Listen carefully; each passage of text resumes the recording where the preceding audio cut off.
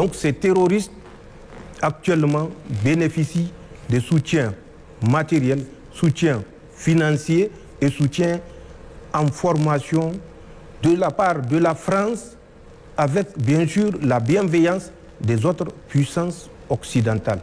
Parce qu'il suffit qu'ils disent à la France d'arrêter, je suis sûr que la France va arrêter. Mais puisqu'ils sont complices et que le Niger mérite une correction, il faut bien sûr encadrer les terroristes pour que, en fin de compte, le Niger tombe et qu'on prouve au monde, à l'Afrique et aux Nigériens en particulier, que nous ne sommes pas dignes de toute autodétermination, nous ne sommes pas dignes de nous assumer et que nous sommes que des incapables. Mais Allah subhanahu wa ta'ala est avec le véridique et Inch'Allah, ils vont échouer. D'accord. Monsieur le Président, c'est quand même grave ce qui se passe, mais qu'en est-il dans les détails de cette stratégie de déstabilisation pour que les Nigériens et le monde entier comprennent de quoi il s'agit? La stratégie de déstabilisation, elle est simple. Elle consiste, dans un premier temps, comme je l'ai dit, à financer, à équiper, à entraîner et à positionner des mouvements terroristes le long de la frontière de la Confédération. Pas seulement du Niger, mais de la Confédération. Parce que l'objectif étant la dislocation de la Confédération. En ce sens, qu'est-ce qu'ils ont fait? Les Français, avec bien sûr l'accompagnement de l'Union européenne, qui reste, malgré l'évidence, accroché à la politique meurtrière et folle des autorités françaises, les Français ont positionné déjà le 25, je dis bien le 25, la nuit du 25 au 26 octobre 2023, du matériel dans le bassin du lac Tchad. Au moment où il s'est replié, où il s'est désengagé du Niger, en passant bien sûr par la voie terrestre qui nous liait avec la République sœur du Tchad. Oui. Ils ont pris contact avec les terroristes. Ils leur ont proposé, les terroristes de l'aile clan Bakura, avec Abou Oumaima, leur chef, et les terroristes de l'aile Iswap, avec Abou Moussa al-Barnawi comme leader. Ils leur ont proposé le financement, l'entraînement, l'équipement, à condition que ces mouvements acceptent d'aller en guerre contre la République du Niger, à condition que ces mouvements acceptent aux troupes françaises d'occuper le bassin du lac Tchad, certaines îles que nous connaissons, mais que nous tairons le nom pour des raisons évidentes. Ils ont fait cette proposition aux deux ailes de l'ancien Boko Haram de Youssouf Mohamed, si vous vous rappelez. Quand ils ont fait la proposition, la nuit du 25 au 26 octobre 2023, l'aile Bakura a été plus conciliante. L'aile Swap avait ouvertement dit qu'elle n'est pas prête d'aller avec les Français pour s'attaquer à quelques pays musulmans que ce soit. Leur combat, c'est pour l'islam, selon eux. Mais l'islam, on n'apprend pas au Niger l'islam. Bien sûr. 6e califat, l'islam était introduit au Niger. Pour vous dire, la stratégie utilisée par la France, ce n'est pas le premier contact. Ils ont continué et ont gardé la permanence de contact avec ces mouvements terroristes. Ils sont partis pour créer le mouvement Lakurawa. Ce mouvement Lakurawa qui a fait couler beaucoup d'encre. Mais nous, nous avons, et comme je l'ai dit, Dieu est avec le véridique. Bien sûr. Nous avons eu, à travers des opérations spéciales conduites, à interpeller des chefs terroristes qui nous ont déclarer tout ce que je viens de vous dire et que je vais vous dire. Les Français, en les abordant dans le lit du lac Tchad, avec des responsables nigérians, notamment celui dont j'ai parlé, Ahmed Aboubakar, l'ancien chef Roufaï, de l'agence NIA, les Français leur ont proposé d'ouvrir une base dans la région de Sokoto, une base qu'ils ont baptisée Gaba, dans un environnement boisé dans la région de Sokoto. C'est en mars 2024, mars de cette année. Oui, tout à fait, 2024. Ils leur ont proposé, une fois cette base ouverte, c'est de faire la jonction entre l'État islamique au Grand Sahara qui opère au Mali, la jonction avec les éléments terroristes de ISWAP qui sont dans le bassin du lac Tchad. Je dis bien ISWAP, pas Boko Haram, Bakura.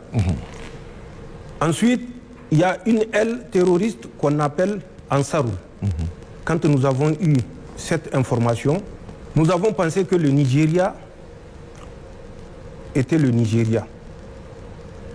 Nous avons appelé Ahmed Aboubakar Roufaï pour lui faire part de l'intention qui se dessine dans le sens de l'ouverture d'un front Lakurawa dans le Sokoto et dont la base sera composée de l'État islamique au Grand Sahara qui opère dans le nord Mali, de Ansarul qui opère à l'intérieur du Nigeria et de Iswap.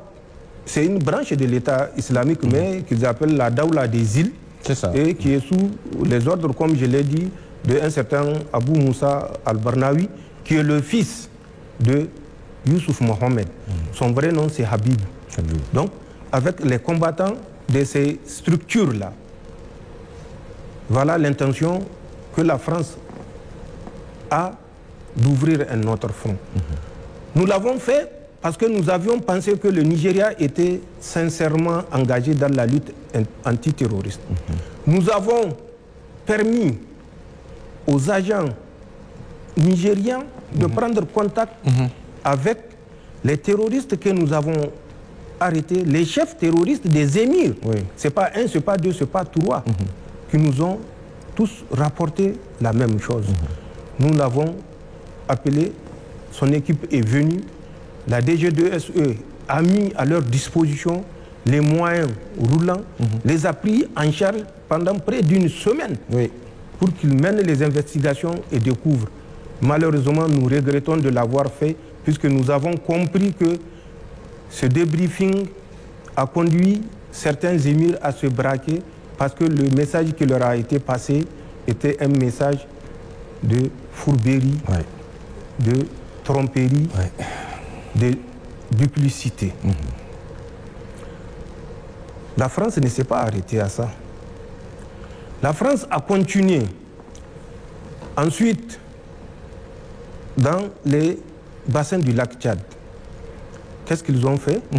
Après la rencontre du 25 au 26 octobre, ils sont revenus dans la nuit du 10 au 11 janvier pour débarquer un lot important de matériel, armement et autres au profit des terroristes El Bakura.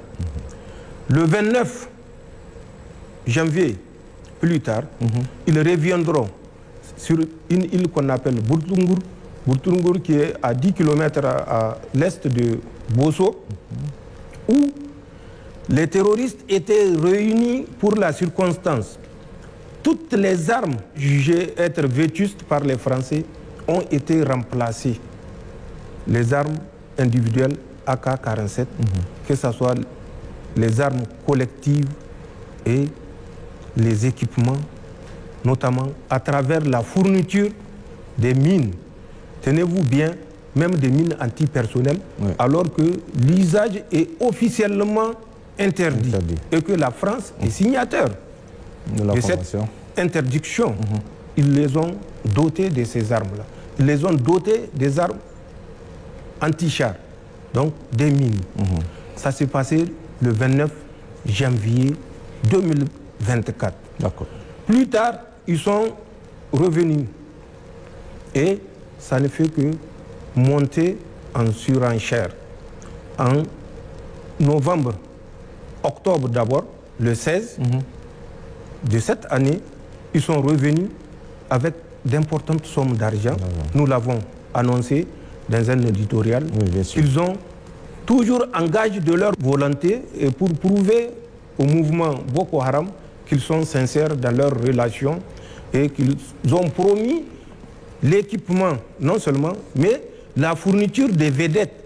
C'est des pirogues, les vedettes des pirogues avec moteur, mais pas des pirogues. Hein.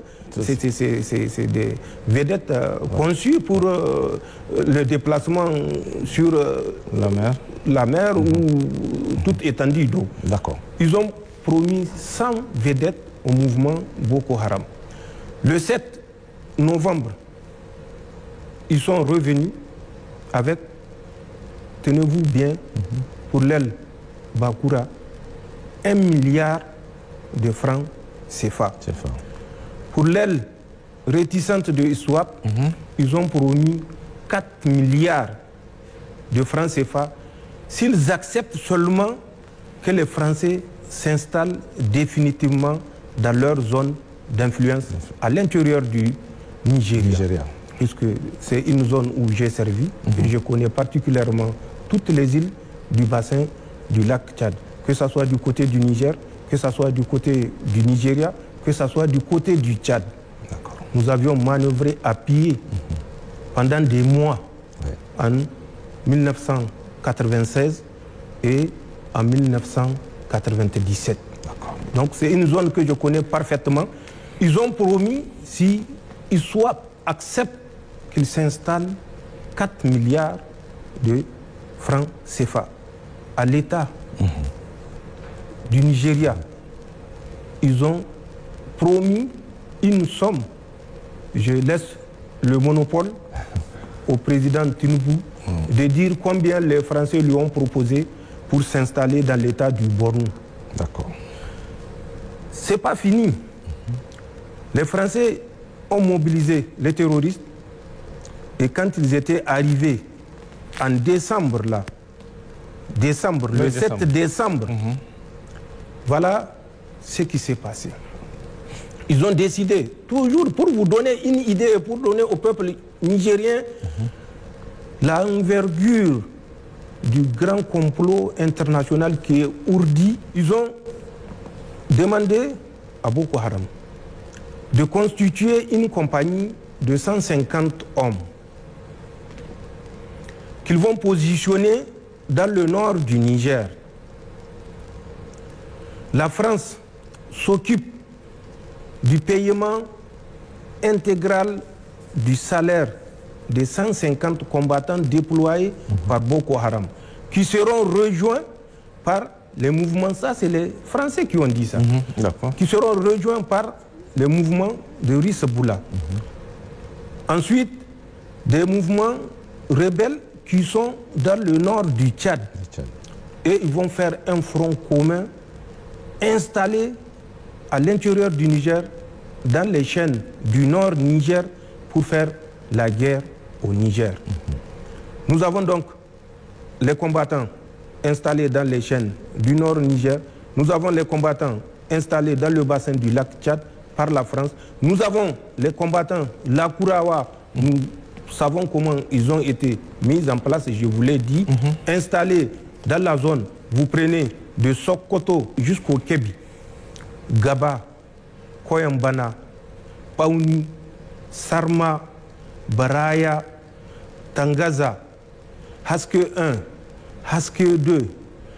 Tout ceci sont des positions, je n'ai pas cité l'intégralité, il y en a encore un chapelet de positions entre Sokoto, Zamfara et Kébi.